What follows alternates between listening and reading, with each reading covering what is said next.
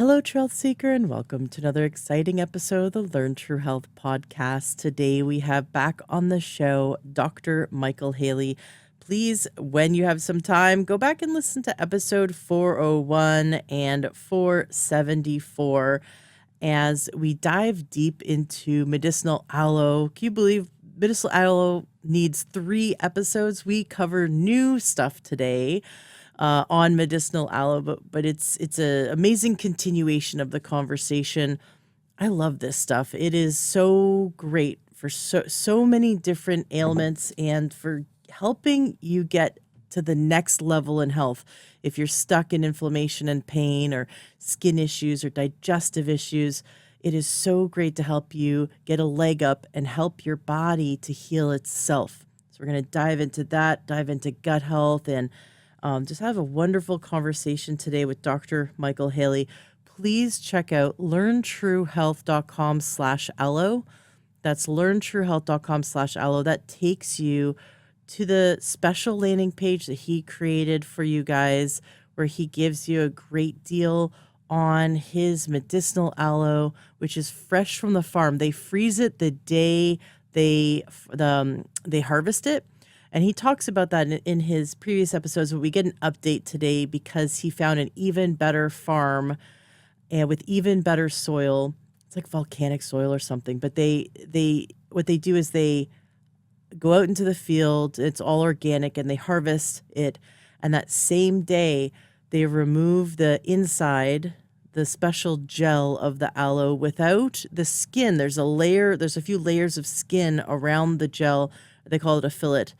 And that would cause irritation. That's why some people who buy store-bought aloe will end up having diarrhea, because that's the juice of the whole aloe, and it's actually been highly processed. He talks about that in episode 401 and 474.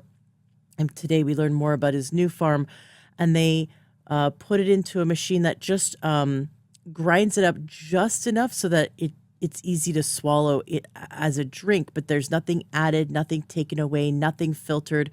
And in fact, all of the polysaccharides are preserved, and the enzymes, it's very enzyme rich, are preserved and immediately frozen and then shipped to him and then shipped to you when you order it. So it is preserved fresh from the farm. And he talks about why that's important versus just, getting any old aloe. It makes a huge difference. He talks about the studies as well. So go back when you have some time and listen to 401 and 474. But if you haven't listened to those episodes, or maybe you need a refresher because it's been a while, don't worry. This episode is a standalone. It'll all make complete sense. We have a great conversation. So make sure you go to learntruehealth.com/aloe. And he also gifts us with his wonderful medicinal cream. That's an aloe cream. And it's great for bruises or burns or bumps, or, even just having a moist, vibrant skin in the winter. But I love it for burns. So if you burn yourself in the kitchen, or you go out in the sun a little too long, it is wonderful for that. Excellent. I hope you have a wonderful rest of your day. Enjoy today's episode. Please share this podcast with those you care about, especially those with digestive issues, those wanting better immune support, and those who maybe are struggling to have vibrant hair, skin, and nails. This is such a godsend. Even within 7 days of drinking it, people notice that their skin is glowing. And that means that your insides, if your outsides look great, it means your insides are doing well too. So that's learntruehealth.com/aloe for Dr. Michael Haley's special that he's giving us. Enjoy today's episode. Welcome to the Learn True Health podcast. I'm your host, Ashley James. This is episode 555. I am so excited to have Dr. Michael Haley back on the show. He was here for episode 401 and 474, so it's been a hot minute.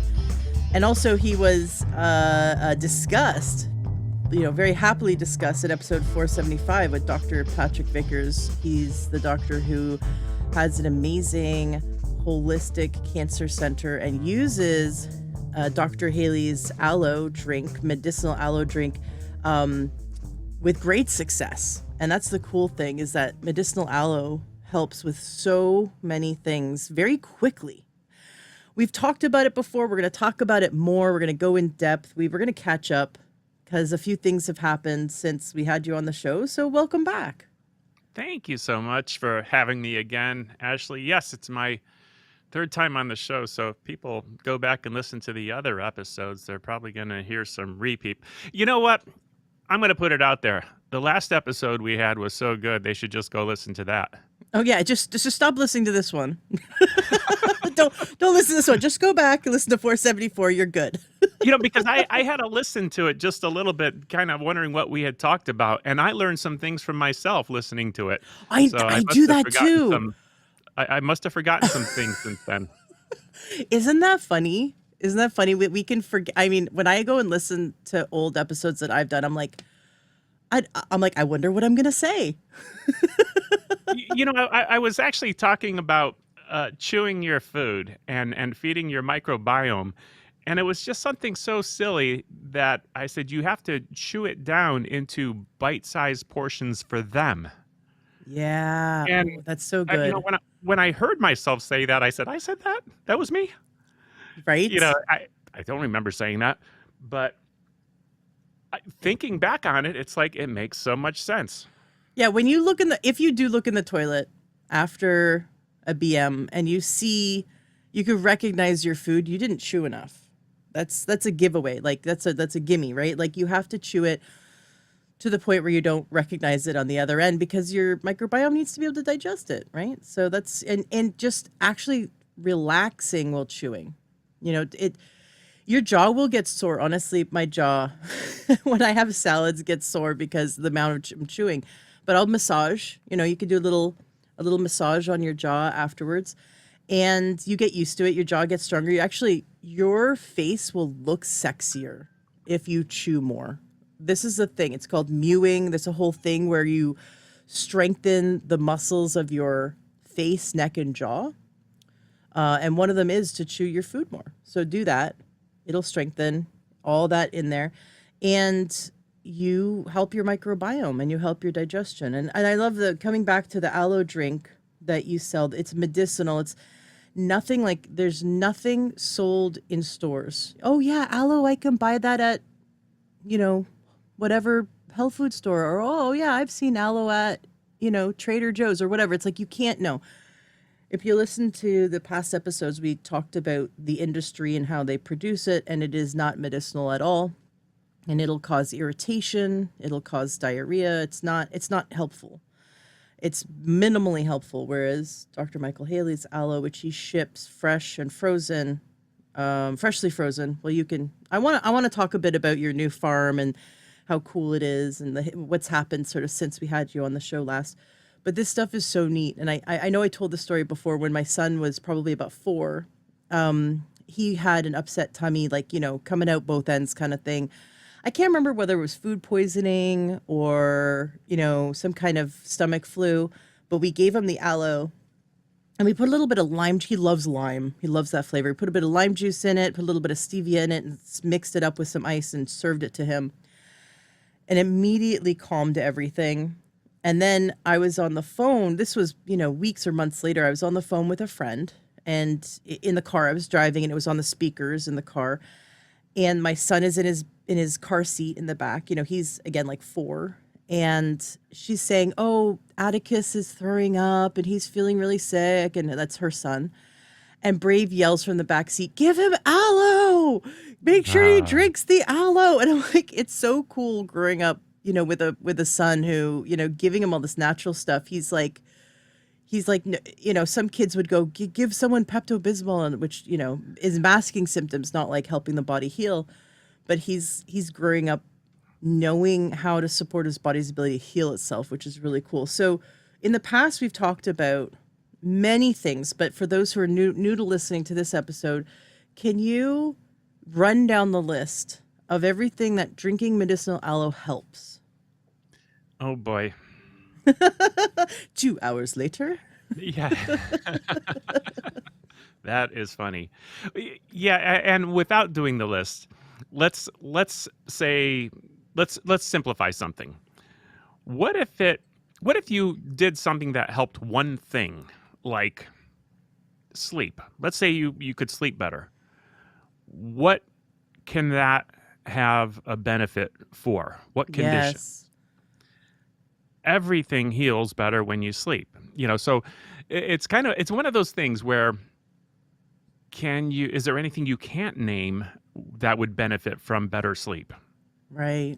And I'm not saying that aloe is a cure for bad sleep, but when you consider a diet that is good for your gut, for instance, and all of a sudden your gut is functioning more like it's supposed to, what is there that can't do better? People use aloe vera for all kinds of gut conditions, acid reflux on the front end, Crohn's on the back end, and everything in between. And if you can deflame those things and have them absorbing your nutrients like they're supposed to and not leaking so you're not having autoimmune problems, what can get better? Literally everything. So, Yep. but I don't look at it like that, it's not a cure for anything, but it can be beneficial for everything. Just like, um, a good diet in general. You consume things that are healthy for you because everything works better. I like the concept when it comes to healthcare. What is it? And I recently looked up a definition of mainstream medicine, and I believe the definition came from cancer.gov, and it was something like a system in which doctors, nurses, and healthcare practitioners treat symptoms and disease using medicine, radiation, surgery, whatever it was. That's kind of the definition, almost word for word. I remember it very well. I wish I had it in front of me. But if you search for definition mainstream medicine, that's what popped up number one from cancer.gov. And you contrast that with functional medicine or with natural health care, where healthcare professionals don't treat symptoms and they don't treat diseases. They treat people. And they give them things that are good for their life so that their life works more like it's supposed to. We're tapping into the wisdom of the body, the knowledge that formed every tissue and every cell of your body that continues to work today, even turning your bad food choices into more of who you are, replacing dead, damaged cells. I'm going to call it the knowledge of God, the life that's in us. Some people might say universal intelligence or talk about quantum energy or whatever it is to you. That knowledge is a whole lot smarter than any doctor that can prescribe a chemical to try to get you well. And with aloe vera, we're really just feeding that system so that our life can work better. The results we see is pretty profound. I talk about, just how, like, if you have gastric upset, how quickly it can calm that. But not everyone's walking around every day suffering from that. But what people see within days of taking it is their skin starts to glow, hair, skin, and nails starts to get even better. Inflammation in the body goes down, pain goes down. It's really cool how aloe is supporting. It's a supportive herb, right? And it's a supportive plant. It's supporting the body's ability to heal itself. The first one that you mentioned, I'm sorry, I have to jump Yeah. in here because I like tapping into that first. Meaning, sometimes new customers will say, "How much should I drink?" Or what dose should I take? It's not a dose; it's a food. We have serving sizes. Well, how much? Sometimes there's a point of diminishing returns. But what if we had more than we needed just to make sure you could know what it was doing in your system, what it might be doing for you? So I like my new customers to drink a full bottle in the first week, which Mm-hmm. is like, say, 8 ounces a day. And I have suggested to many, and yes, they come back and have confirmed, not everybody. Some people might not even have this much room for improvement because their diets are already fantastic. But I've seen it enough times to where I know that a lot of people will experience this, to where people start saying, what are you doing for your skin? You're glow in just a week. You're Mm-hmm. glowing. Your complexion is glowing. And I remember for myself, the first time I actually started drinking 3 glasses a day just to see, can I have too much? And I did it for about a week. And I remember looking in the mirror and thinking, who is that? Because to me, I looked different. And I already thought my diet was so super that how could changing one thing make an improvement? But I saw a difference in my face, in my complexion when I looked in the mirror. And people started saying things to me. And that's when I suggested to others, you might actually experience this. People might say things about the way you look. And they would say, you wouldn't believe it, but just like you said, everyone's asking me at work, or people in church are saying, what are you doing?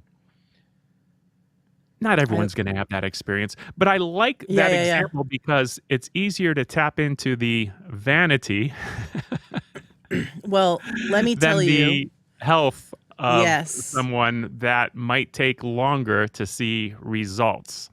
I just went to Nordstrom. I took a family member who wanted to get some new hair, skin, and makeup and stuff like that. Spent over $400 on like 3, 4 products, right? And in looking at all the anti-aging creams, they're between $100 and $200, sometimes more than $200. And drinking your aloe, which, you know, there's so many more benefits to drinking the aloe than just amazing skin, but it's cheaper. So if you're spending hundreds of dollars on your cosmetics to cover up Right. or to try to improve the health of your skin, to prevent aging, the the the mechanism that occurs, is it helping with, can you maybe explain it? Is it helping with collagen production? Like, what is the mechanism behind aloe for healthier skin? And also, we have to remember that skin isn't just on the outside of us, skin is on the inside of us. So, this tissue, this type of tissue, lines from our mouth to the other end, lines our digestive tract, and aren't our lungs also a form of skin? The Yeah. interior part of our arteries is a form of skin, the epithelial tissue. So there's this type of tissue that is dramatically improved through the use of medicinal aloe. And your aloe is not the full plant. That's important. We talk about it in past episodes, but it is the gel, and it's how it's harvested to preserve the medicinal benefits. But yeah, is there anything can you get into the science a bit? Is there any kind of like mechanism of action that you could explain or explore with us? I don't know because it works in so many ways, and I know science shows a lot of different things about it. But one that might explain the improvement of our appearance might be, and I think you titled one of the episodes on this fact, that healing is accelerated. And that is, if you can heal things twice as fast, and now they're healing faster than the damage is being done, it should look better. And as we're consuming these things and it's healing our guts, for instance, the research I believe was done on sunburns where they saw them healing in half the time, the Mm-hmm. sunburn that had aloe vera applied to it. Well, what if we could do that on the inside where the inside of our intestines is very much like our skin? And as we're healing that whole organ, which happens to be on the outside as well, because it wraps around from our anus to our outside and back through our mouth again. It's kind of like one big organ. So if we heal it on the inside, wouldn't it be apparent on the outside? I think that might be the mechanism where people are getting results just by the increased healing that happens. The other, Yeah. other side of that equation, of course, is cut down on the things that are doing the damage. Right. Because if we're That's not what I was gonna doing the say. damage, then we probably don't need to heal as fast. But if we keep on doing the damage and you take the aloe away, well, then maybe the damage is being done faster than the healing again, and you're back where you started.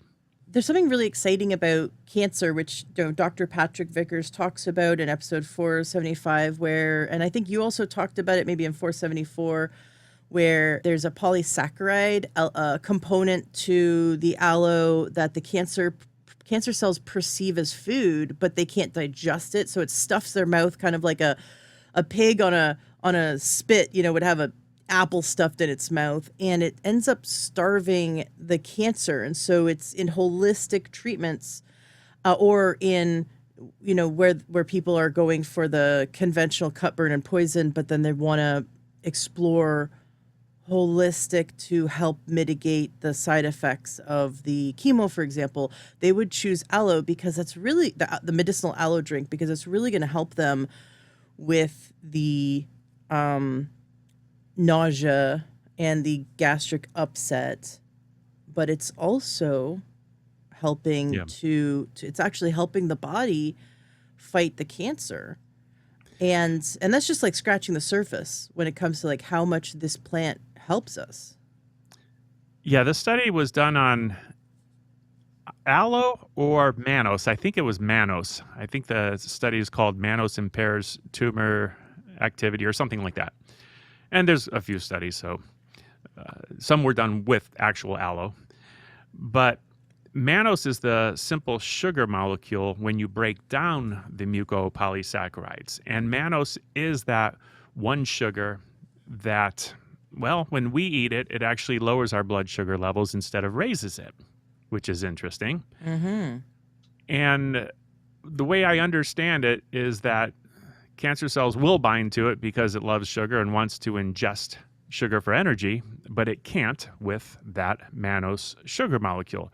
And because it has an affinity for it, it'll stay attached to it, which makes it not able to consume the sugar it would rather have. So it starves that particular cell. And the research that was done on this, I believe, was done by a chemotherapy company that kind of came to a conclusion that aloe starves cancer while the chemotherapy kills it. I question, and they didn't give much aloe to those patients. I think there were 240 stage 4 cancers, and I believe 119 of them only got 1 ounce of aloe per day. Oh my gosh. If I recall. Yeah, we recommend much more than that. And wouldn't you want a lot more of that sugar molecule circulating so that you can increase the odds of all the cancer cells attaching to them? Right. And I wonder what kind of results, because they got great results, but what kind of results would they had if they were consuming the amounts that I would recommend or that I personally would take if I was in that situation? Right. Not that I would only take aloe, and again, because aloe is not a cure for cancer. There is no cure for cancer. Only you can cure cancer, your immune system. Aloe is just one of those things that can help your immune system work more like it's supposed to. But apparently also, while it's attached to that mannose molecule, apparently that's a signal, because cells communicate, and that's one of the ways they communicate, a signal to the macrophages to come destroy that cell. Oh. Yeah. See, because when you look at cancer, correct me if I'm wrong, it's kind of, so I'm a big Star Trek fan, and like some ships have cloaking devices, right? And cancer hides from the immune system. It's like it has a cloaking device. And so the white blood cells will kind of just like go right past it and not see it. And we want to figure out how to alert the immune system that the cancer is there. Because when the immune system sees it, it goes gangbusters after it. And there's been recent studies about how cancer has its own microbiome. It has its own type of bacteria, and they think it creates its own biofilm, and that's what cloaks it. Like there's all these theories about what is it that's the cloaking device that hides cancer from the immune system. Now, not all the time, because everyone has cancer in the body all the time. It's just it's like maybe one single cell that goes wrong, and then the immune system clears it up. It's when the immune system stops being able to see it that is the problem, right? So why? Is it because we're compromised? Is it because we're, the immune system's busy handling other stuff? Is it because we're nutrient deficient and overstressed? Is it like, is it because there's parasites? Is it because there's viruses? What's going on that for some people it manifests and for others it just clears it out? So anything we can do that reveals the cloaking device to the immune system is we want to do it. Yeah, a potential answer to the actual question, though, is that there are chemical mediators in our body that when there's more of them, our immune system better recognizes those cells. And as you well said, I have cancer cells, you have cancer cells. We're not diagnosed with cancer because those cells aren't at a point where they're overwhelming our immune system. Mm-hmm. But if they were at some point, we would call it cancer. Mm-hmm. But for now, our immune systems are saying that cell doesn't look like Ashley James. That doesn't look like true health. We need to deal with someone with that one. Oh, that looks like Ashley, and even though it's not, let's leave that one alone. The immune system is having a hard time identifying whether or not that's a good cell, bad cell, sees it as a good cell, so it goes right by it. In the presence of tumor necrosis factor, interferon, and interleukins, these chemical mediators, our immune system better sees which cells it has to get rid of. It just so happens that aloe vera increases all three of those. So there's Oh, definitely wow. some different mechanisms in which it would be beneficial. I'm going to say it again. You're going to get sick of hearing this in the next hour or so. Aloe is not a cure for cancer. And why am I saying that so much? Because the last thing I want people to do is find one thing to change in their life and expect everything to get better, because that is the medical approach. Yes. Yeah, and we have to train people. We have to help people have the mindset of holistic health, which is you're not looking for a silver bullet. There is no silver bullet. I'm sorry. All the things I promote, it's because I know they work, they help, but they're not silver bullets. You have to take into account a whole lifestyle. Now, sometimes that's overwhelming, but one thing at a time. Like this week you're working on hydrating. Next week you're working on not eating fried food. The week after you're significantly reducing or eliminating alcohol. It's like one week at a time. You could choose one thing to clean up your life. That's why I love my little plug for my book, Addicted to Wellness. Every single week Mhm. for 13 weeks. There's a bonus week. That's why it's 13. But 12. It's a 12-week program. There's a little surprise bonus week at the end. So it's 13 weeks. You are exploring the foundations of holistic health and health habits in a really fun way. I make it super fun so that you become addicted. You actually like excite that addictory part of the brain, and you start like like the Pavlovian dogs salivating to the bell being rung. You're going to start salivating at kale, or the thought of going for a walk, or the thought of drinking more water with lemon in it. Like it gets exciting for you and fun, but it's one step at a time. When we think of like, oh man, I need to like, some people are like, I need to quit cigarettes and alcohol and fried food, and that's just too much. That's just too overwhelming, right? Like, or I have to like start going to bed on time. It's it's like, where do they start? It's the standard American diet kind of people who want to make the change. Where do they start? And it's too overwhelming. So it's like one step at a time, but you have to take into account your lifestyle. You can't out exercise a bad diet. You can't out supplement a bad diet. The foundation of your health is what you eat.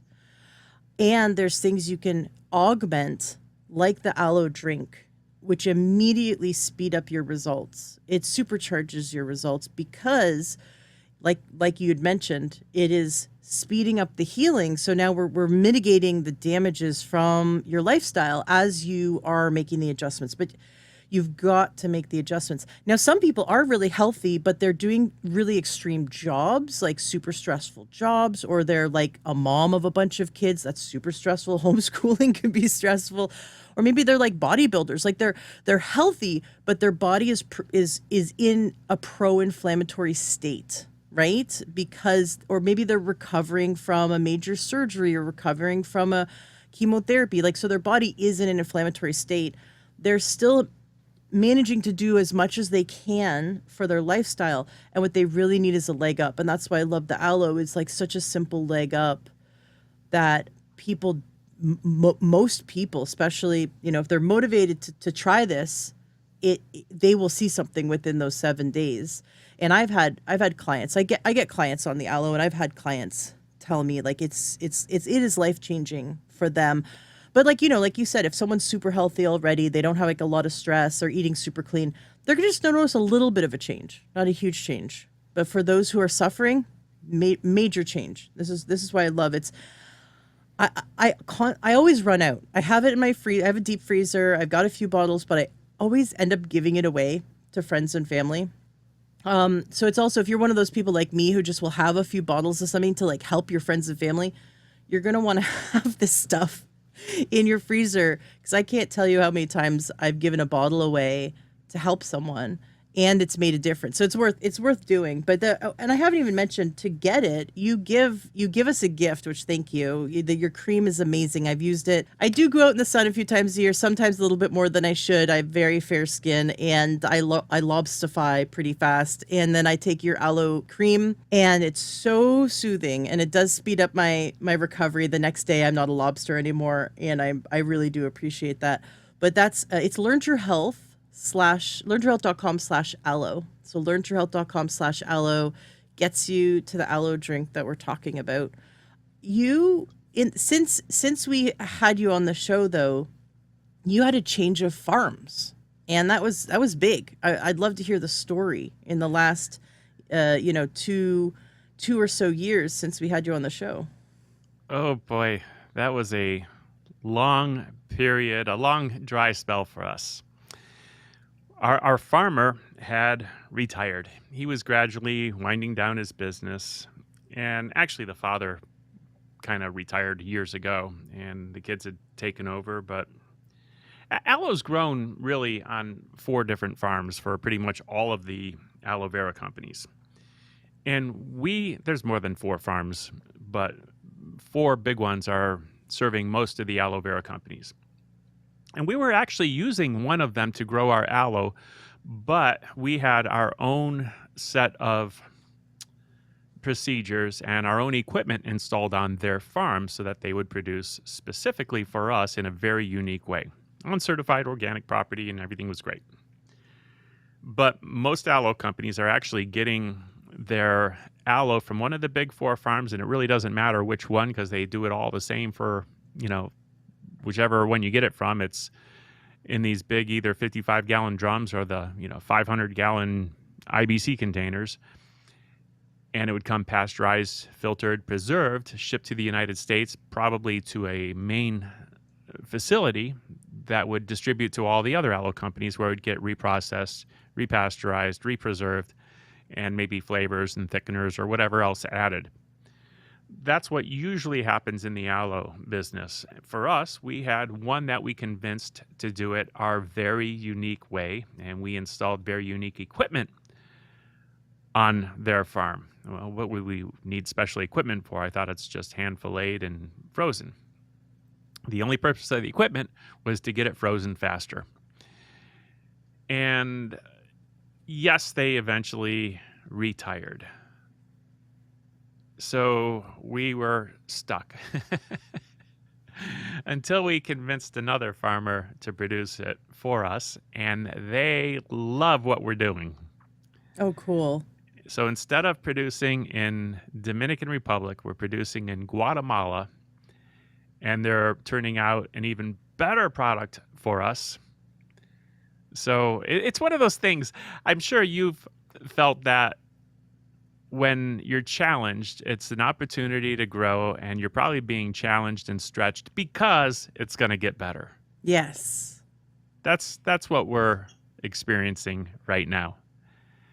So good stuff. And we're on the other side of the challenge. We went literally 6 or 7 months without having any aloe to sell, to ship. My wife and I went to a small local farm and did a lot of in-house processing to meet a very small demand locally. We couldn't meet our entire customer base. But now we can. Now we have the truckloads coming in because we have a farm big enough that can actually meet our needs. So a real great relationship. And I haven't even been there yet. Most of the processing has been done by remote supervision. But next time, in the next couple months, I'm actually heading to Guatemala to give everyone big hugs and thank them for what they're doing. I'm excited. Now, the soil there, how different is it from the Dominican Republic? Is it like volcanic soil or like, because you had mentioned that it's an even better product. So, what is different about Guatemala or like this specific location? What's probably the best about it is they're not over processing it. And what I mean by that, you see, it's being grown the same. But when you hand fillet these leaves and you put them in a grinder, you can overgrind it. And that breaks down the mucopolysaccharides, making them thinner, which is necessary. We have to make it drinkable. But the enzymes will kind of keep going. The more you activate them, the more you grind it, the more the enzymes are released, which means they can go and continue digesting more and more. Mm-hmm. Well, by not over processing it, you're going to end up with a slightly thicker product that you can keep intact by freezing. Now, as soon as you take it out of the freezer, the enzymes start lighting up again and start breaking down the mucopolysaccharides until eventually you don't have any more. That's why we suggest people drink it within 7 to 10 days, because the mucopolysaccharides, the aloe will self-digest itself, breaking down the mucopolysaccharides. It's interesting. There was one brand, I don't have to mention brands, but I'll just say it was a very thin brand that was very clear and splashes like water, tastes like water. And they even said on their website, they do not have mucopolysaccharides, which I knew to be an accurate statement, but it got me thinking, wait a second, neither do any of the other brands. And I actually found a statement to that effect on the International Aloe Science Council website talking about mucopolysaccharides. When I spoke to you on 474, I don't think I fully realized this yet. The mucopolysaccharide is like the miracle nutrient of aloe vera. Now, when it's broken down into the simple sugar mannose, yes, we have all those things that are scientifically demonstrated with mannose. But having it in the full mucopolysaccharide, it's almost like a time-released aloe that you're consuming, where the mannose is being released on a ongoing basis as it's digesting in your digestive tract, and the enzymes continue to break it down. Versus like having a spoonful of sugar, so to speak. Mm-hmm. You know, there's a difference between eating a fruit or beets that has sugar in it and eating actually processed sugar. Now, as we're talking about sugar, a lot of people are scared by that. And they say, wait, aloe's sugar when it's broken down? It's like beets or bananas full of sugar? Yeah, but it's a specific sugar molecule that lowers your blood sugar levels that cancer cells can't eat. It's a unique sugar. It's different. But ultimately, I'm confident because we keep it frozen, we're the only brand that actually has the mucopolysaccharides. I think that's the coolest thing. Now, as far as the soil that, you mentioned the soil. It seems that aloe grows well in Mexico and further south, the tip of Florida and further south. So you're going to find the big farms in Mexico, in Puerto Rico, Dominican Republic, Guatemala, in those areas. And I think it's kind of the limestone bedrock type of mineral-rich soil that it's being grown in. That makes sense. If you Google benefits of mucopolysaccharides, it's pretty neat what comes up. It confirms everything said. Not that I believe like the first thing Google says, right? Like that's not. We always have to question everything, but it immediately says benefits include improved skin hydration, reduced cartilage deterioration, and a role in wound healing and tissue regeneration. And it talks about helping with eczema and inflammation, and it just goes on and on. Everything we've talked about: digestive health, helping with scars. Now, let me do another fun search. Yeah. And that's going to be sources of mucopolysaccharides. Mucopolysaccharides, also known as glycosaminoglycans, GAGs, are long chains of sugar molecules found naturally in the body and in various external sources. In the body, they serve several important roles in connective tissue, joints, and mucus. Outside the body, specific plant-based foods like oats, which we get a similar nutrient in the oat beta glucan, okra, that slimy okra stuff, Mm-hmm. and aloe vera, along with other animal sources, which I haven't had this in probably 30 or 40 years, such as oysters. Right. I'd rather drink aloe every day than eat some oysters every day, to be honest. Probably safer for you, but better for your health. Uh, I can't handle oats. So some people can. I can't. It has gliadin in it, which is similar to gluten. I think I'm saying that right. Okra, I love okra. I can't find okra every day. I don't live in the south. But when I do, I sometimes I buy it frozen. I do love a good okra though. I love putting it in stews and stir fries. It's delicious. But I've never heard of people healing their body with okra. So maybe it's the concentration of the mucopolysaccharides in the medicinal aloe drink Yeah, I'm versus those confident that foods. okra is a good source of it, probably not as much as aloe vera, but it's probably more common. People probably have more okra than they do aloe vera. Yeah, not everyone Although loves not it. in not in my circles, of course. Yes, not everyone loves it, but I love it. I don't know. I'm one of those weird people that I love. I don't know. I want to say maybe exotic or different mouth feels. Like I like the surprise. Like, oh, that was slimy. That's interesting. Like some people are totally turned off by that. When they eat okra. I embrace it. I'm weird like that. I also love mushrooms. Some people can't stand the texture, but I love eating foods I know are healing for me. Like that just gets me off. Like mushrooms are so healthy for you. Cooked mushrooms and raw onions, right? We've got the G bombs from Dr. Joel Furman, who he has like that nutritarian diet, sort of very like science based healing diet where he like geeks out on explaining the thousand different kinds of polyphenols in broccoli and how they support your overall health and well-being, and he talks about how every day we should be eating cooked mushrooms, raw onions, berries, nuts, seeds, beans, like these are and greens, leafy greens. This should be in your diet every day. Doesn't have to be, like truckloads, right? But like, half a cup to a cup of each one every day is so important. And for people who are like, I can't stand raw onions, what you do is you blend a raw onion and make a salad dressing. Don't put any oil. Blend an Oh, onion, put in some orange, like put an orange in, or put like just pick another flavor, put some ginger in, ginger, lemon, and just make a salad dressing. You will make, or put some like mustard. miso in. You will make like a amazing salad dressing, oil free.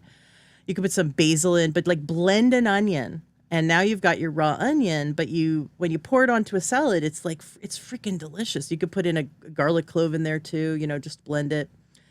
And it's so amazing. And all of it, the G bombs he calls it, that's the acronym for all the foods I just mentioned, are anti-cancerous, right? And healing. And someone's got to knock on his door and tell him medicinal aloe. He's got to add G, G bombs, Yeah. yeah, to it It's for the crazy how aloe. many people do not know about aloe vera and its use in helping people with cancer. Blows me away. Well, that's why we're here today. That's what we're Yeah. doing. Yeah. And I just learned something. So I have to rethink how I do things because I've been having my mushrooms raw and my onions cooked. So Yeah. Yeah, you I got got to it. Ba- reverse it. Reverse I got it. it. I got it backwards. Yep. And the super health, like healing properties in the mushrooms. Like I always go for the exotic mushrooms. I love shiitake. It's so delicious. But in fact, just the plain old of obviously organic. Never buy mushrooms that aren't organic. Just trust me on this one. Or that are growing on a cow patty. Right? So the plain old white button mushrooms, the most affordable, inexpensive mushrooms actually contain the most of the healthy healing properties. So you don't have to go exotic to get the health benefits. You could just go plain old white mushrooms, chop them up, put them in a stir fry. You don't need to add oil to stir fries, by the way. You don't need to add fat. You just add a little bit, a spoonful of water at a time or broth, and you're good. Mushrooms release their own water. So I do that, or I put them in the air fryer to cook them. Either way, there's so many ways to cook them. But yeah, cooked mushrooms, raw onions. That's what Dr. Joel Fuhrman says, and he explains why. Really interesting. One of the things it does when you eat these is it stops the production of new vasculature, which as an adult, you don't really need to build new vasculature. You just need to maintain your vasculature. You're not you're not growing another arm, right? So you don't have to build new vasculature. What in your body would want new vasculature as an adult? Oh, yeah. Well, things that are growing Things faster are than they growing that should. shouldn't be growing there, right? Like cancer. I think cancer's there could be like weird skin things, like skin tags or like weird, skin things. But for the most part, it's cancer. And so when we block the ability for the body, it's a signal that says to the body, nope, don't build new vasculature. We don't need any new vasculature. Then even if cancer is trying to take hold, it cannot build the superhighway like vasculature to give itself nutrition. So it's one of those things like, on how many levels could you prevent disease? On this, and so you look at your food, like your food is your main healing mechanism for both prevention and reversal. And that's why an aloe should be in there, because aloe is a food. It's a medicinal food. So I agree. I know this ends up feeling like it's 3 a.m. and this is an infomercial for aloe, but I'm so excited about it. It's a fun thing to talk about. So now you've got this great new farm. There was a time that you guys weren't selling. So I know my listeners were actually started reaching out to me like, I can't get it. I can't buy it anymore. I'm like, just wait, be patient. It's not over yet. There's light at the end of the tunnel. And now we have an even better aloe, which is exciting. So that's good. Yeah, we had some crazy challenges though. I mentioned it took 6 or 7 months. Sometimes you just have to laugh at the things that go wrong. Our first container that we got from Guatemala, it was amazing aloe at the end of its shelf life. Oh They filled up. no. Imagine you harvest a whole big freight container and you've been out for a few months, and 2 things went wrong actually. One was that somewhere on the other side, they wrote the wrong container number on a piece of paper that had an extra character in it. That was one thing. And the other thing was someone confused Fahrenheit and Celsius. So, yes. So now here's what happened. It was set at 0 degrees Celsius instead of Fahrenheit. And we got it corrected on the other side before it left Guatemala, but someone failed on a piece of paper that somewhere along the line when they were taking it off the truck and putting it on the boat or taking it off the boat or whatever the case was, they switched it back to what the paperwork said, which was Celsius. Still wouldn't have been a problem, except when it got into customs here in Florida, there was a container number error.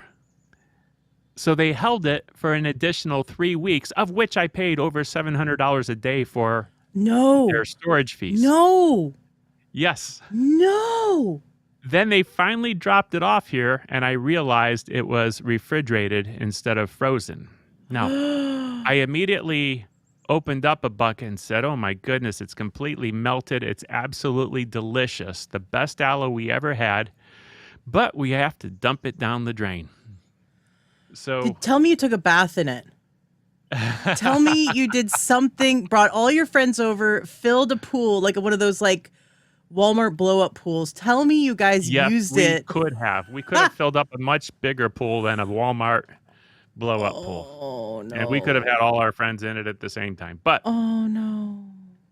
yeah, so we had to completely throw away that first container. So we went through our challenges, and it is what it is. But okay, so you guys worked out those bugs. How was the second container? Much smoother that time? Much smoother. Yes. Just like butter. Everything was, everyone's attention was perfect. And ever It was since, it's been it was good. a funny experience, after waiting so long and then thinking, "Oh my goodness, this aloe is so good." And I remember, calling my wife over, "You gotta try this." Oh, she lit up. It's so tasty. Yeah, but we can't sell it Oh because it's man. at the end of the shelf life. Oh, well. Oh man. Well, I'm so glad that it all got worked out though. That's great.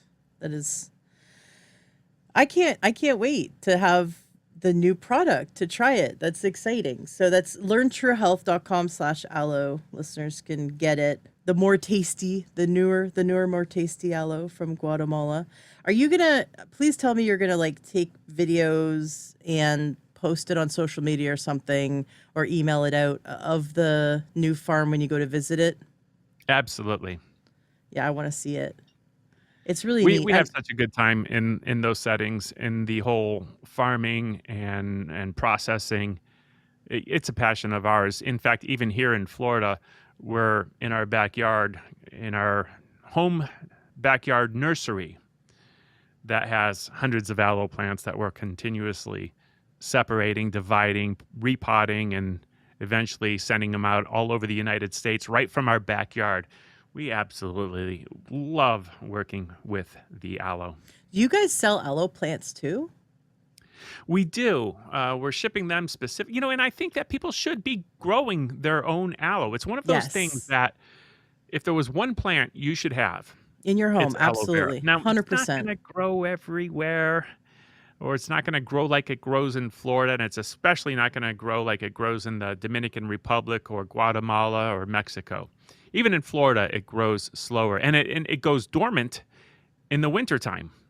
It's like, wait, you're in Florida and it goes But dormant? Yeah, it could it be a almost house stops plant. growing. It could be a house plant though. I have aloe in my house, like a little pot of aloe. You can have a house plant. Yes, you can, and you can definitely use it for small applications. I was thinking of this earlier when you were talking about the face creams that people are putting on their face that are so expensive, and they have some really cool effects. You can put it on and it has your skin tightening effect almost Mm-hmm. instantly. It's like a temporary facelift until you wash your face, and then you wash that stuff off and it goes away. Mm-hmm. You can actually do the same thing with an aloe vera leaf, Yes.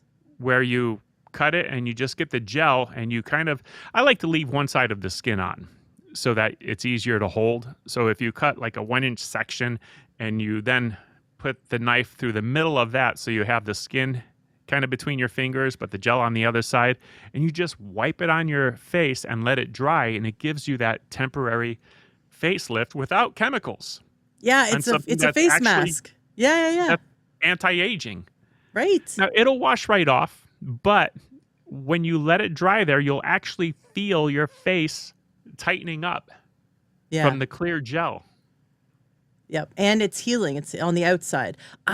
I mean, it's great to put on the outside, like out skin applications, right? Like if you burn yourself, I'm a klutz. I burn myself in the kitchen. I love cooking and I'm a klutz, so it's like I regularly either have a burn or like a knife cut or something. But anyways, I love cooking and it's dangerous. The kitchen is not a safe place. And I love putting a little aloe on a burn. It's great. Like really does help the skin heal nicely. And you could put it on scars. You could put it on like your face, like you said. You could put it, if people have eczema or psoriasis. But here's the thing. The better thing to do though is have it be inside your body.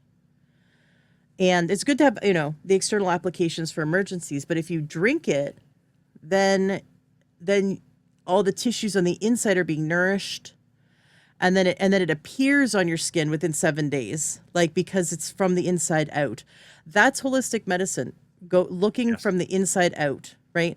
I was just looking at a social media post. There's this like special whole food plant-based like vegan conference. I can't remember the name of it. It just happened. And everyone I've had on my show is there. Like there's pictures of, like Chef AJ and Dr. Goldhammer and I haven't had Dr. Lyle on my show. I want to get him on, but a bunch of holistic, more of the whole food plant-based variety of people. And they're all in their mid 70s, right? they do not look like they're in their mid 70s. They look like they're in their mid to late 50s.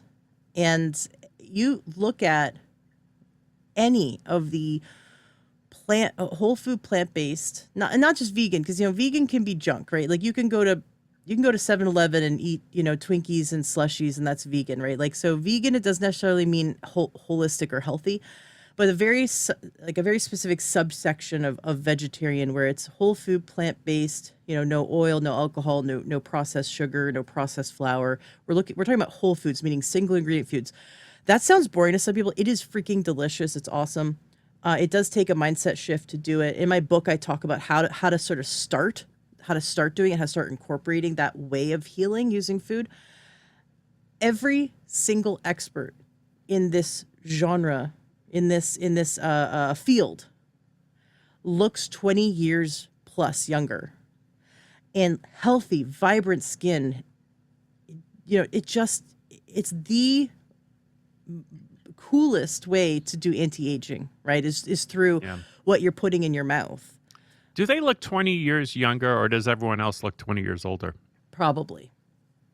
Yeah. I mean, I have a friend who's 10 years younger than me, and he smokes.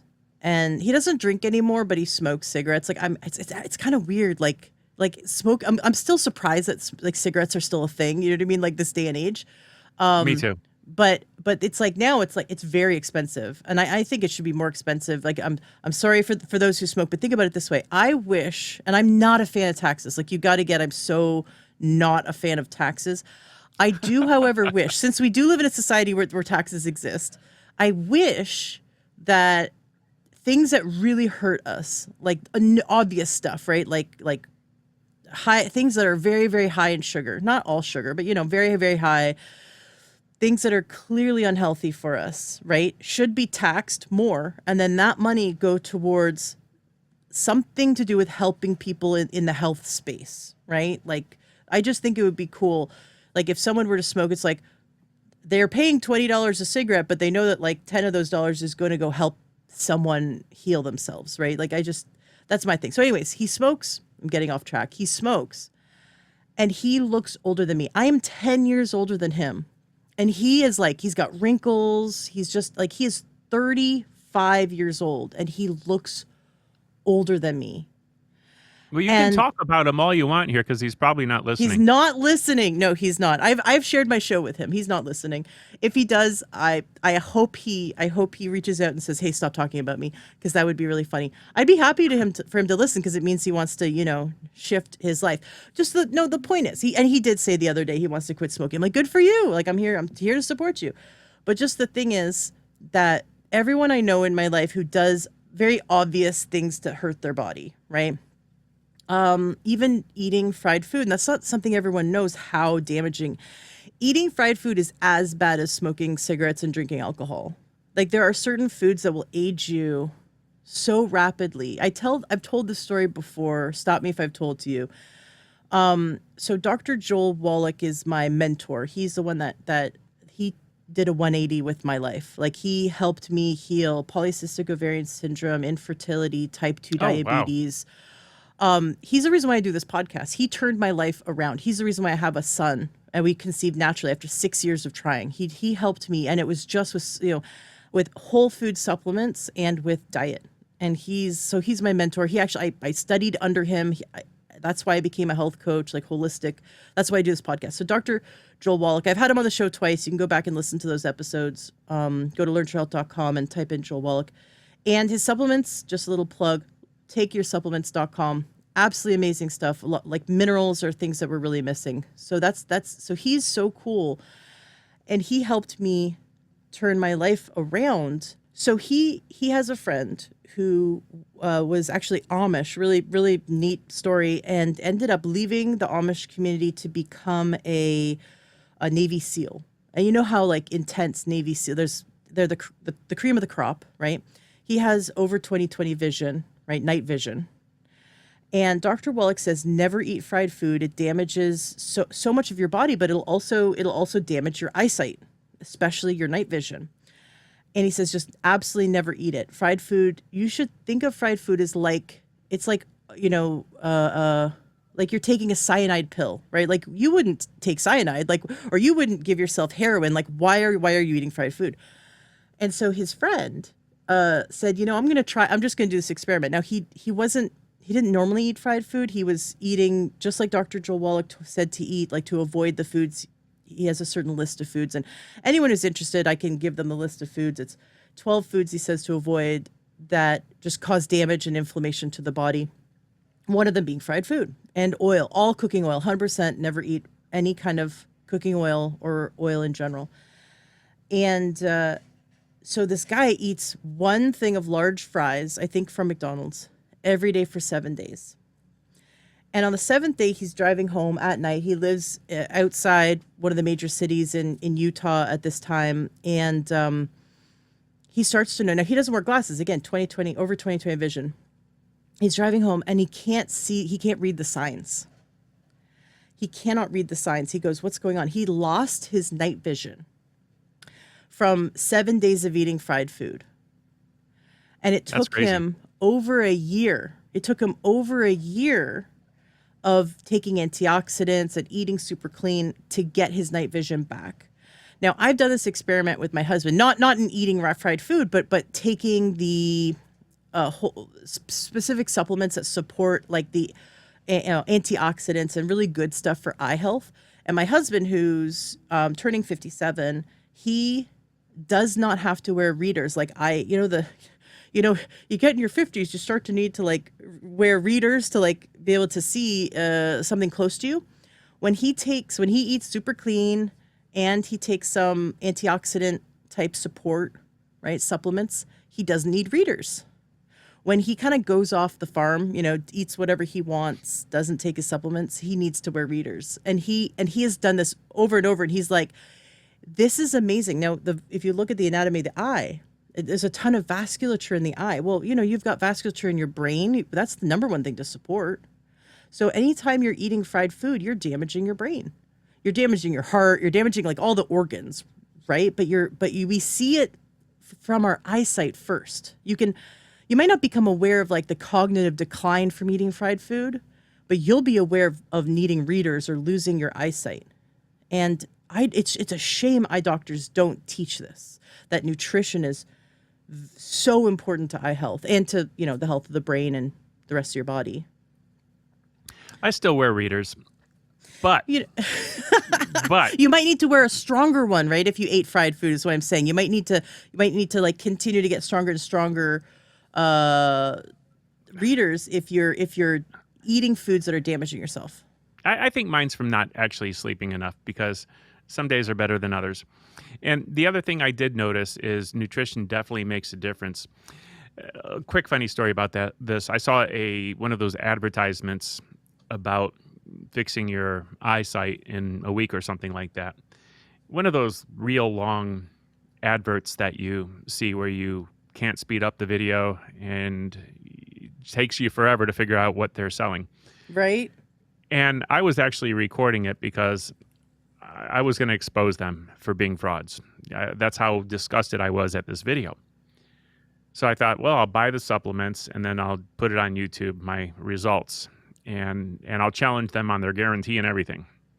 Well, come about the end of that period of me taking their supplements, which were just a bunch of antioxidants, kind of like fruit and vegetable capsules type thing with things that would be used for eyesight, like lutein and zeaxanthin.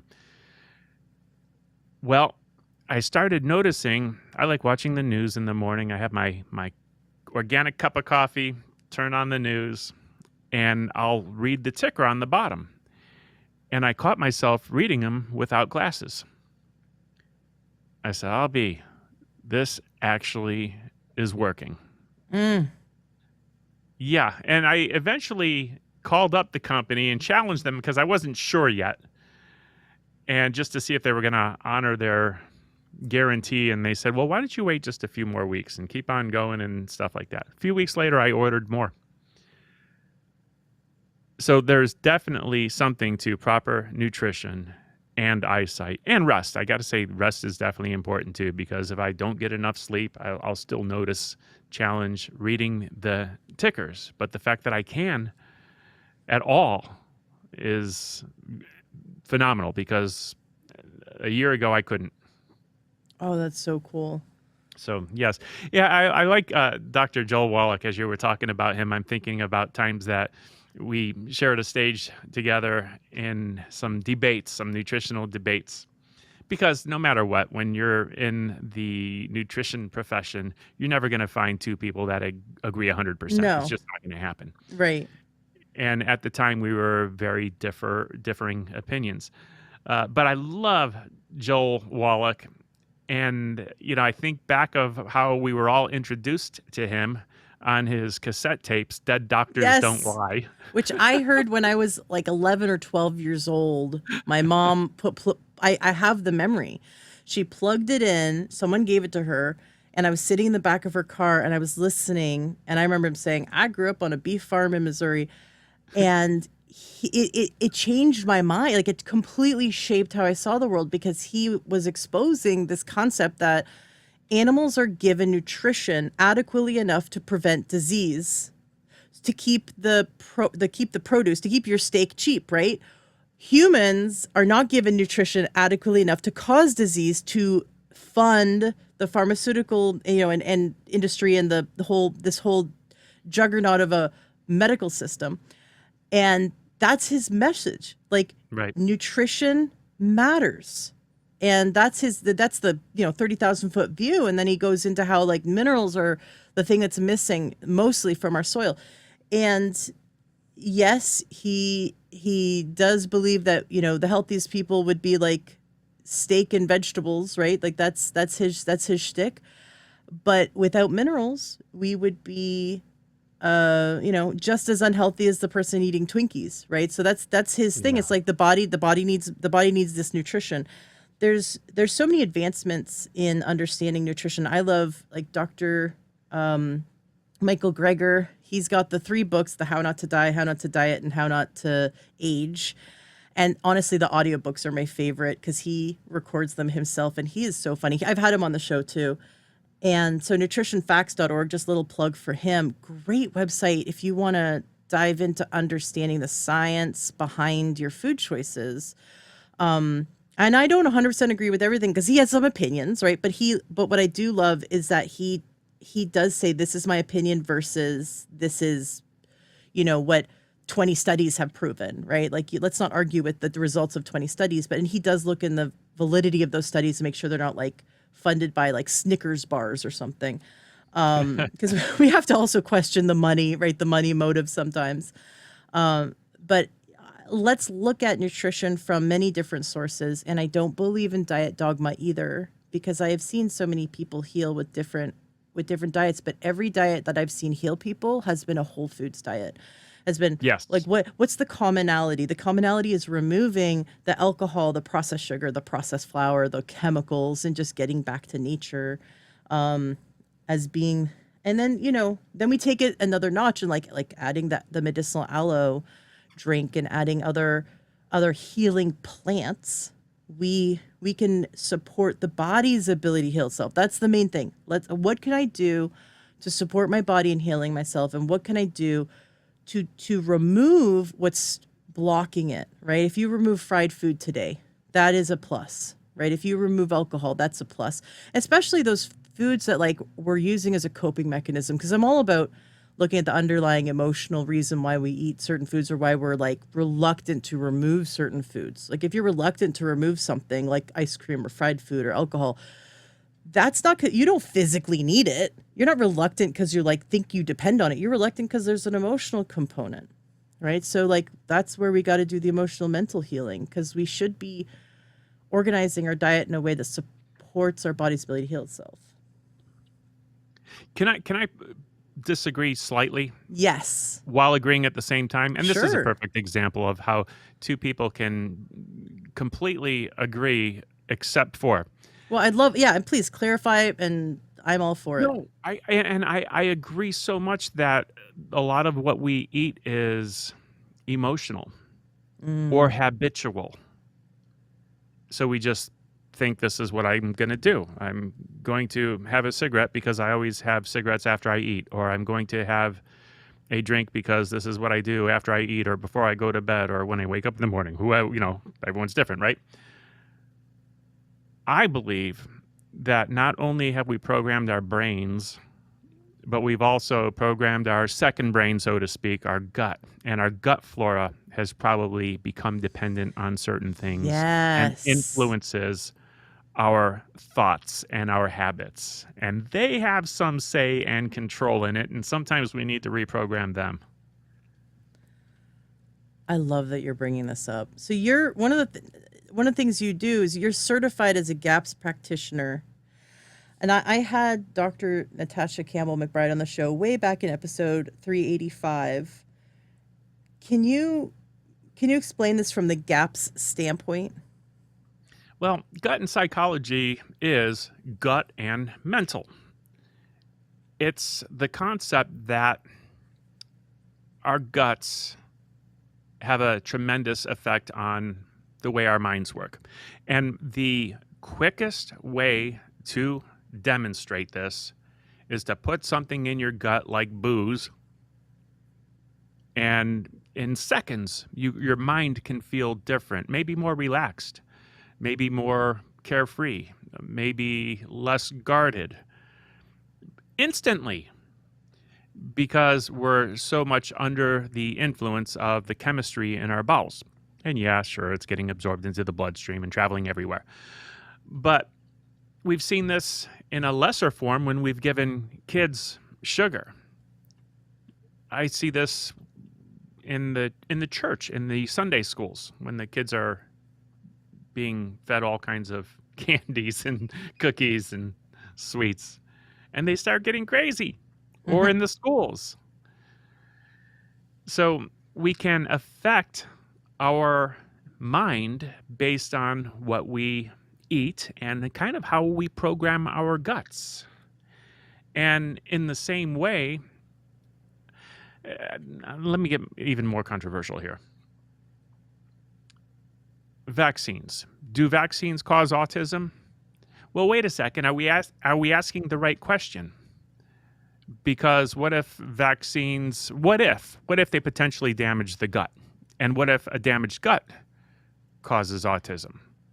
We don't know. I'm not suggesting that that's the cause of autism, but it is possible that autism is really a response of an out of balance gut, And or you're not just saying ADHD, this. hyperactivity.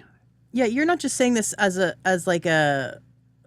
just like out of the blue. Like, this is actually backed by thousands and thousands of people through the GAPS diet, working on healing the gut, and then the kids are like either no longer on the spectrum or significantly reduced symptoms. Yes. So Dr. Natasha McBride, medical doctor, experimented on her own kids who had not perfect behavior, and she healed them with diet by reprogramming the gut. So, and that's where the GAPS diet came from. GAPS, GAPS, gut and psychology syndrome, but that P can also be physiology syndrome. And there's a whole nother book that she wrote dedicated to the physiology syndrome. So that's the whole point of the GAPS diet. Although it's not just for healing the mind, it's for healing in the physiology sense. It's for healing the body and making the gut work like it's supposed to and not leak, which can not only change the way your behavior is, but can also have an impact on your immune system, so that maybe you're not having autoimmune disorders, maybe not thyroid issues or arthritic issues, or what's your autoimmune condition, skin conditions. There are so many of them. Mm-hmm. So that's kind of the skybox view of GAPS diet. And how many times have I heard someone with eczema or psoriasis go, I changed my diet and it cleared up? And for some people it's tricky. It's not, it might be, I removed the chemical cleaners from my house and I got a shower filter, and then it got a little better, and then I took out gluten and it got a little better, and then I started eating berries and it got a little better. Like, it was, over time, it's like, But they noticed that over time, when they focused on gut health, that things cleared up. And then when they went back, and then they're like, oh, and then I went home for Christmas and I got a huge flare up. I'm like, okay, well, there could be an emotional stress component there, but like they ate all the Christmas food or they ate all the Thanksgiving food that they normally don't eat, and then they got a big flare up. And it's like, it's the gut. It's all I'm, about I'm the kind gut. of I'm kind of chuckling right now, and you can't see me because we're not on video and this is audio only. But I'm laughing because I'm thinking about a lot of the things we talked about, and from Joe Wallach to not having the minerals or the nutrients in the soil. We're talking about gaps in gut and psychology syndrome, and really what this whole discussion comes down to. You asked me about the aloe and what's special about the soil that it's grown in. It's This whole discussion is really about. You don't swear on your podcast, so I'm going to call it poop. And that's what it's about, because the reality. And Joel Wallach, I was thinking about this when you mentioned his name. He was way ahead of his time because those tapes came out in the 90s, in the late 90s, I believe, maybe early 90s. Early 90. Well, it was like 91, 92 when I heard it.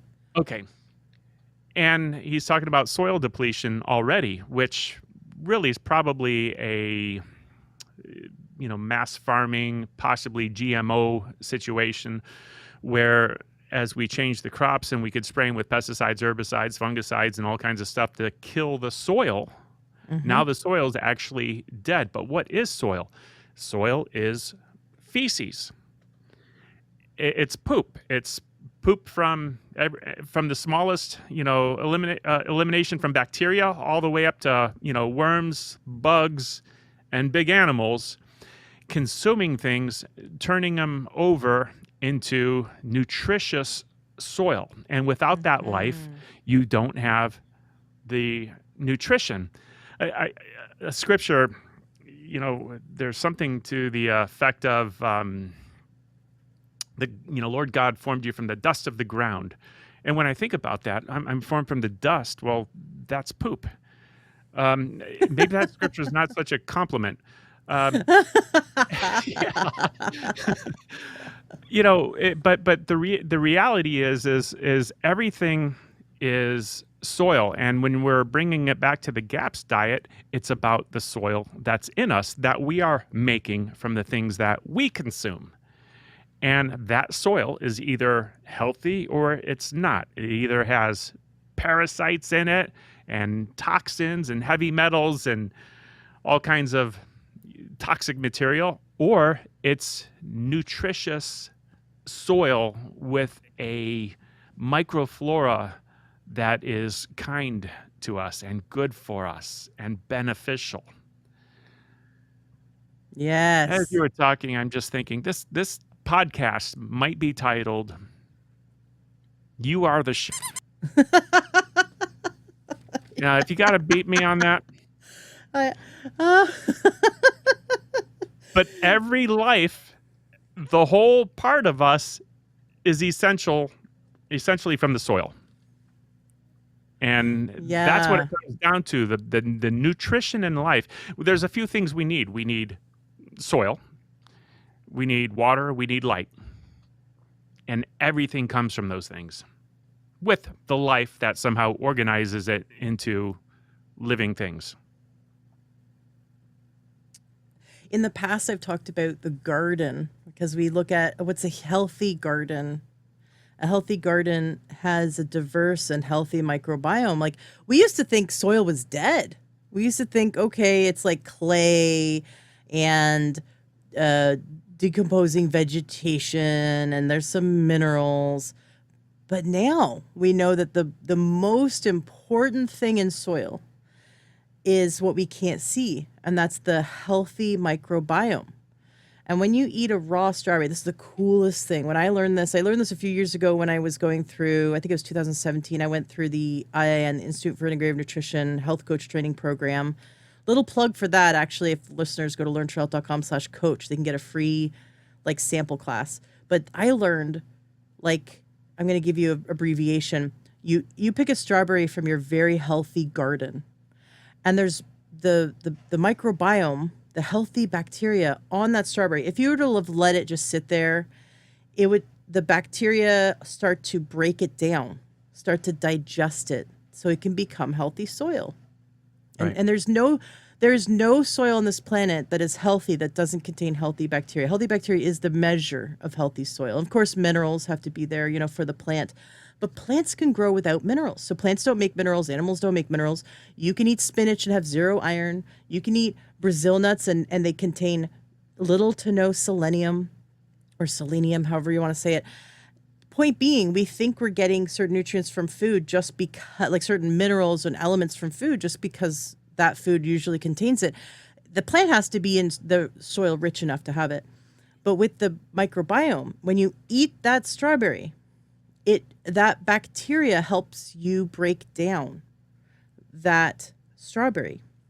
And then it joins the colony inside your gut. You have prebiotics, meaning the food you eat that feed the bacteria. You have the probiotics, meaning the healthy bacteria. And then you have the postbiotics, which is the coolest thing to study. And that's the pharmacology made inside your gut that actually passes the blood-brain barrier and makes you, and this comes back to what you said, will make you crave more of what that bacteria needs. It's almost like it's a symbiotic relationship, but it can be a parasitic relationship in that if you eat fried food, the unhealthy bacteria, one of my guests coined it the Homer Simpson of bacteria, of gut microbiomes, which is like the standard American diet, not diverse at all, and feeding off of really unhealthy foods like, high in candida, high in just like the really unhealthy gut bacteria that their postbiotics, the poop they poop out that we absorb, causes inflammation to the heart, causes damage to the body. So not only is that food that you're eating unhealthy, the bacteria that breaks it down in your gut further produces things that agitate you. I did a microbiome test once. I was having heart palpitations and I figured out with the help of one of the scientists there, this is a long time ago, that eating eggs for me was actually the cause of my heart palpitations because my unique microbiome, which our microbiome changes over time based on what you eat. If you change your diet, eventually your microbiome will change. That the eggs I was eating was being turned into, by my microbiome, being turned into a pro-inflammatory chemical that caused my heart to skip. When I removed eggs, it stopped. When I added eggs, it started again. Like over and over, Wow. I could turn heart palpitations on and off by adding or removing eggs. And that was like just such a cool, that was like my final straw to go whole food plant-based back then, because it was like, well, this is no longer serving me. And my gut microbiome is like clearly telling me it's no longer serving me. The more you eat healthy foods, though, the bacteria, the good bacteria that you're cultivating and you want to eat a combination of raw and cooked, or, if you feel like it, go 100% raw. It's not meant for everyone all the time. You got to, check in with yourself. That's why I don't want to preach any diet dogma, because everyone's at different stages. But you eat some raw, you're getting that good, especially if it's fresh from your garden or a friend's garden, like, somewhere reliable. You're consuming probiotics on that food. And then the postbiotic, the thing it's pooping out, because it's eating your kale and then giving you some kind of nutrition, right? And like you said at the beginning, chew your kale, for example. I'm using kale as an example. But chew it to the point, or you could blend it if you want to throw it in that blender. Go ahead, make a smoothie. I'm all for like using the tools that you need. Some people are pro smoothies, some people aren't. I'm like, you know what? If this gets the kale in you, then do it.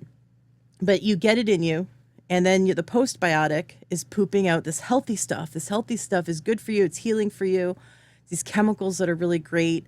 They lower chance of heart disease, and they go into your brain and they tell your brain, crave kale. This is our food source. And so we're actually just being controlled by the 6 pounds of gut bacteria in our gut. And what you eat controls what type of bacteria in your gut. So when you add like coming back to your medicinal aloe, when we do that, we are supporting the healthiest of gut microbiomes. And it's so neat to be in control of like, choose what kind of microbiome do you want? What kind of 6 pounds of gut bacteria do you want to be? What kind of signals do you want it to be sending to your brain to crave? I'd rather crave strawberries and kale than crave, Twinkies, right? And we can turn this on and off based on our food choices. Completely agree. I completely agree. The aloe, by the way, if people do go to the website and they start checking out our products and you're thinking you're not ready for the drink yet, pick up a plant. And if you don't pick up one of ours, make sure you just get a aloe vera. There's lots of different aloes. With the aloe vera, we have the Barbadensis Miller Stockton variety, which I'm certain is best. But use that in your life and grow your own aloe. It is absolutely amazing. You know, I think of this one video that I made not too long ago. Actually, the title's a little off, but you won't forget it, and you'll end up looking it up. Most of the people listening to this will. Is that all right if I do a little self-promote on the video? Absolutely. Yeah. Go ahead. And what got me thinking about it was when we were talking about you had mentioned the serums that people are putting on their face, and I mentioned that you can do the same thing with aloe. And on this particular video, I actually demonstrate how to cut an aloe leaf so that you can use it on your face. Although I think I demonstrated on my arm, and I showed how you can, I could cover my whole arm in about 2 or 3 seconds using this method from cutting a little piece of the aloe leaf. And my daughter actually does this. She uses an aloe leaf on her face. She finds it helpful for her acne. And I know there's a leaf in there from a few days ago because she asked me if I'd go out in the backyard and get one. And she's cutting about an inch section off of it per day and using it on her face because it helps her with her acne. Tremendously helpful. Now, the title of the video, because I get a lot of questions about aloe, and when I started making this video, I intended to answer this question, and I address it. A lot of people ask if they can use raw aloe vera in their vagina. So the title is Raw Aloe in My Vagina, and you'll see me in my kitchen. You'll see me standing there in my kitchen with my aloe leaf.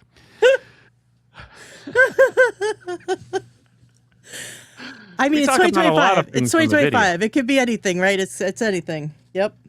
We talk about a lot of things in the video, but you'll get a good demonstration of how you can use that aloe leaf, whether you get it off your own plant or you purchase one in the grocery store.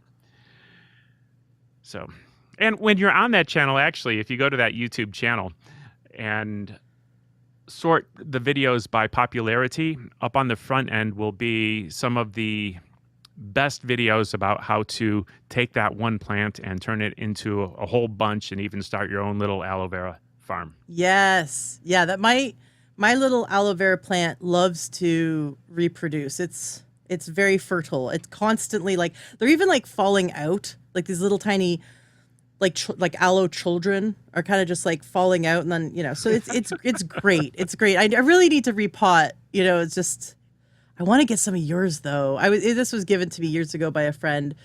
I want to order some of yours. So listeners can go to learntruehealth.com/aloe to get the drink and you're going to get some of the cream when you buy the drink, which the cream's awesome. And then also you could buy a plant. And I have to check that. I'm gonna fact check you. I think you're right.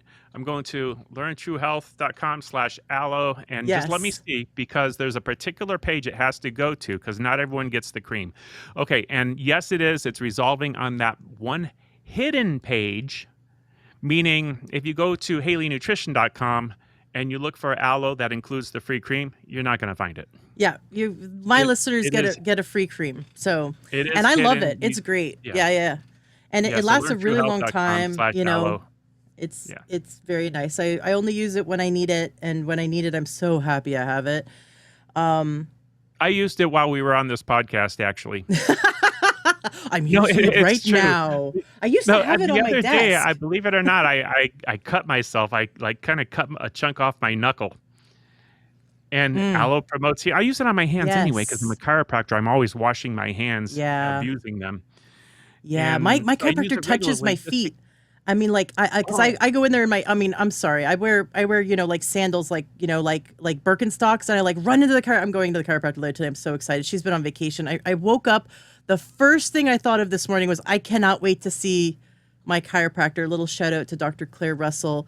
She actually told me one of my listeners reached out to her because they're local. She's amazing, but she touches my feet. I'm like, and then I'm just like, how many times do you have to touch people's feet, right? I always feel bad for her. I mean, my feet are fine, but some people just don't like touching feet. And she's like, no, it's fine. It's okay. And I'm like, man, she must have to, like, every 15 minutes have to be washing her hands. You know what I mean? One would hope. I'm Yeah. pretty sure she does. But yeah, so your hands get dry, right? And Oh you yeah. need something to, to protect it. Yes. Yeah.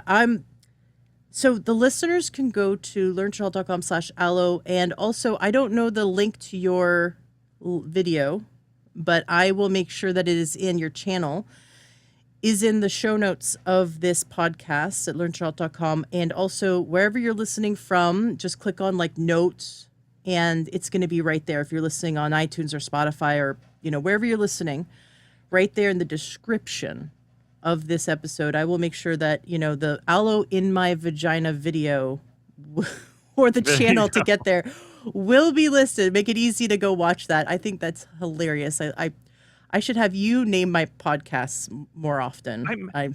I'm sure you've said vagina on your podcast a lot more than this episode. Let's be healthcare professionals, Yeah. Ashley. Come on. It's vulva. Thank you very much. No.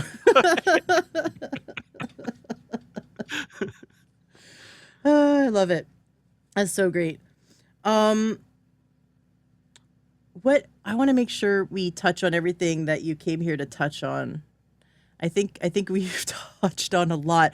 Is there anything you want to address or teach or say to wrap up before we wrap up today's interview? I'm going to sum it up with an old proverb. The satisfied soul loathes the honeycomb, but to one who is starving, even that which seems bitter is sweet. And I think about the things that you had said when it comes to nutrition and how we're craving things that aren't healthy for us. And we're in that pattern until we make a change, then we become satisfied nutritionally. And when we're satisfied, the satisfied soul loathes the honeycomb. After you've just eaten a good, nutritious meal, the last thing you want to do is have a spoonful of honey. But when you're starving, Skittles will look good. Right. Things that aren't good for you will look good. It's one of those things that just make a lot of sense. I know that scripture is used in other ways as well. Some people use it for, married couples in intimacy. And if you're starving, then you might look outside of that relationship. And something that is actually bitter and damaging might seem attractive. But nutritionally, when we think about it, as you get in the patterns and you start making the changes and you become nutritionally satisfied, and all of a sudden your appetite is now more in control, and you're not in this sugar craving where you just can't satisfy it and you just keep on eating. I don't understand. Why do I keep on eating? Because you're not satisfied. There's not the nutrition. Like, it's just empty calories. They say empty calories. That's what it means. It's calories. There's macros, but you're not getting the vitamins, the phytochemicals, the minerals, the essential fatty acids. You're not getting what your body needs, the healthy bacteria, the healthy fiber, I don't know if I mentioned polyphenols. I'll say it again if I did. But like all of those healthy healing, compounds are missing in processed food. And we are walking around just hungry for them while still eating food that's void of nutrition.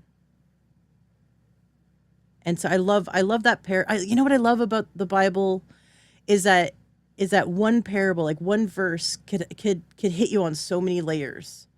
Right? Yeah. And every time you read it or hear it, it can apply to your life in a different way. It's so neat. It's beautiful. It's almost like a kaleidoscope, right? Like it's just like every time you look at it, it's like different and you get something new out of it. I love true. it. It's so cool. And they knew that thousands of years ago, right? Like this isn't new. This is how we're built. This is human nature, and we can learn so much from our nature by studying the Word of God. So I love that. That's cool. All Thank right. you. We just Thank went you to so church. much. I know. Right? Amen. I feel guilty. I feel guilty for swearing earlier. It's okay. I cut it out. You didn't swear. I don't know what you're talking It about. beeped. Okay. There's something. Dr. Michael Haley, it's been so much fun having you back on the show. 3 times a charm. Please, listeners, go check out episode 401 and 474. We go in even like deeper in different directions, but today was super fun, and it was so great having you on the show. Please come back. We'd love to have you. Thank you. This was great. And of course, listeners can go to learntruehealth.com/aloe. And I'm gonna go get one of your aloe plants. I can't wait. I wanna see what happens when I grow one. And my son actually, he's homeschooled. He's currently on a plant kick. Like last week, he was all about dinosaurs. Like the week before, it was all about hermit crabs, and this week it's all about growing plants. Like he can't get enough of. He keeps taking seeds out of everything, like my lemon, and he took seed like a mango and like an avocado. Like he just keeps all the seeds he's collecting, and then he starts sprouting them. Oh, and a jackfruit. He took jackfruit seeds. He actually planted them. So I don't know how well it's going to grow here in the great. Pacific Northwest, but he's going to freak out if I get an aloe plant. He's going to be so excited to grow it because he's really into growing plants right now. So get yourself an aloe plant for your kids and teach them that they can use it, medicinally, like, topically on their skin to help them.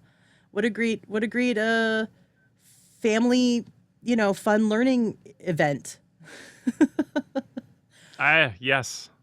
Awesome. I love you, Ashley. You're awesome. I love your show. Thank you. And same to you and to all the work that you're doing. It's very exciting. And thank you so much for teaching us how we can support our body's ability to heal itself. Look forward to having you back.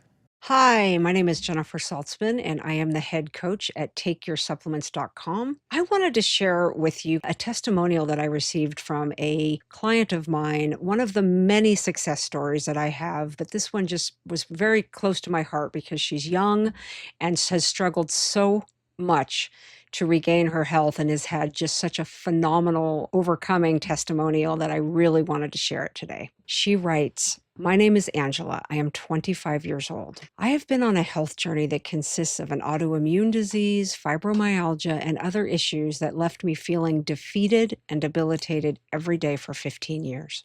I have seen 8 different specialists, and many doctors have been in and out of physical therapy dealing with symptoms I thought would leave me wheelchair bound and in diapers by the time I was 30. Well, I am now 25, and after everything I've learned through Jennifer at TakeYourSupplements.com, that definitely won't happen. Some things doctors have said to me have crushed my hopes. I was told to lose weight and that my pain would go away. So I lost 90 pounds, and the pain was still there. My days were short, and after a 5-hour work shift or even a day of running an errand or two, I was left debilitated. So the doctors told me the pain was all in my head because I was previously diagnosed with fibromyalgia, the only diagnosis so many doctors agreed upon because they couldn't think of anything else despite me having some form of an immune disease. I felt hopeless and as if life was going to pass me by. There were times when I tried hiking 1 or 2 miles and I was unable to walk or function for days after. I was missing out on trips and adventures, and as embarrassing as it sounds, I was having BM bathroom emergencies so frequently, it was ruining my daily function. I could go on about the ways I was ill and what it kept me from, but honestly, after the progress I've made, a long list of symptoms I used to have become a blur of the past. When I finally decided to check out TakeYourSupplements.com, recommended through the Learn True Health podcast, I was immediately connected with Jennifer, who kept track of my overwhelmingly long list of complex symptoms and thoroughly created a personalized step-by-step plan. Her recommendations have changed my life, and the changes were practically instant. She put me on a complete digestive activation complex that has taken away all of my stomach pain, unnecessary bloating and gas, and she explained to me that the formula supports every stage of digestion from breakdown to absorption, designed to optimize stomach acid, bile flow, and nutrient assimilation. She recommended a cellular repair-focused diet, which not only has helped my stomach, but the food gives me energy and makes me feel really good. It reduces inflammation in my body, something no doctor ever told me about. When I first started with Jennifer, I took the TakeYourSupplements.com health evaluation, and I scored a -32. I just retook it and scored a 69. That's 100 points better in 5 months. Still room for progress, but my life nevertheless has been changed, and I am so happy.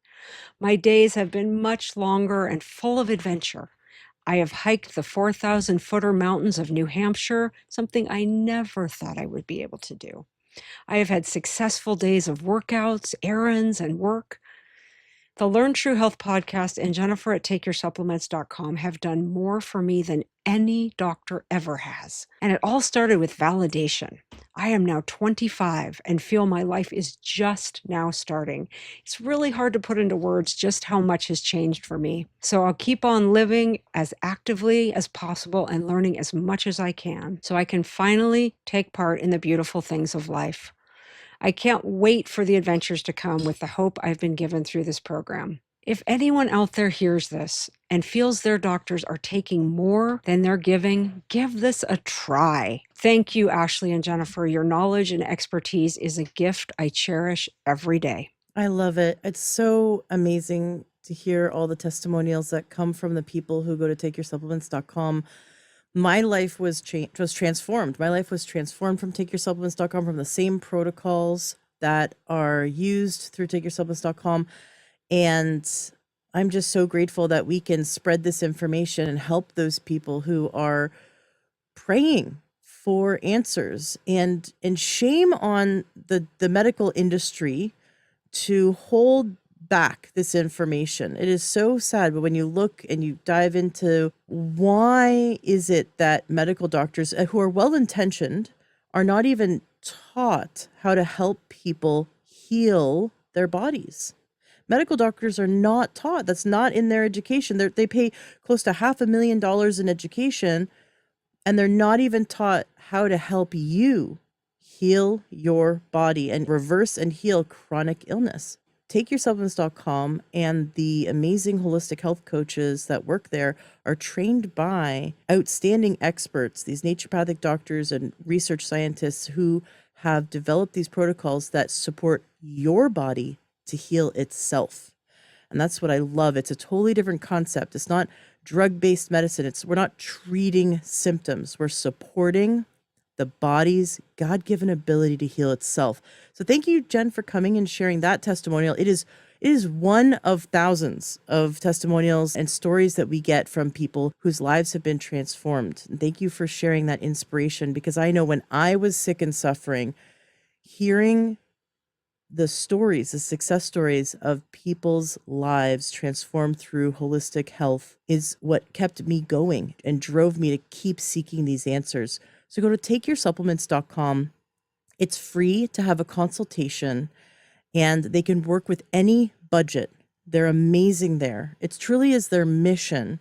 One of the things that really sets our program apart is that we take the time to understand the different categories of nutritional deficiency in an individual, design a program specific to that, follow up with them, and help them fine-tune it as necessary. So nobody feels like they're out there figuring it out for themselves. They're coached through the process of onboarding, adjusting, and then eventually hopefully moving to more of a maintenance program for extended well-being. And we watch their health score over the 90-day time elevate greatly. Like this young gal I just read, her score went up 100 points. We did it at the 5-month mark in this case. But I always do the health evaluation after 3 months, and I always see people's score elevate. So wherever somebody is, they're going to get supported help that is specific to their situation with a program that is so foundational and so thorough that we don't miss things that other doctors miss. You brought up this term nutrient deficiency, and a lot of us do not realize that the root cause of our cellular dysfunction is nutrient deficiency. And I've covered this in several interviews. And in fact, when you work with Jen, when you go to takeyoursupplements.com and work with Jen, she gives you resources. So if you want to go down that rabbit hole and learn more, you can learn why we have nutrient deficiency in a world where we're eating too much. Like we have access to so much food. you wouldn't think you'd have nutrient deficiency, and yet that has been the root cause all along. And so when you work with Jen, she helps you to maximize your cellular nutrition. So now your cells can function healthfully, and these symptoms melt away. Illness melts away. I was able to reverse type 2 diabetes, chronic adrenal fatigue. I was able to reverse polycystic ovarian syndrome and infertility. And my adrenal fatigue, it melted away within days. And I'd suffered for years. And that is due to the fact that I was nutrient deficient. In a world where we have access to so much food, it's quantity, not quality. We're not getting the nutrients we need. So I can't speak highly enough about takeyoursupplements.com and how transformative it is to work with them. Go check them out. It is so worth it. Thank you, Jen, for the work you do. It's phenomenal. My pleasure. Thank you so much. It's an honor to be able to disseminate that which has been given to me and helped me so much with others who are, needlessly suffering and have, need to really understand back to the way God and nature intended for our bodies to function. We need certain basic nutrients and they're just simply missing from our food. And so I just am so grateful that I have this tool to help people with.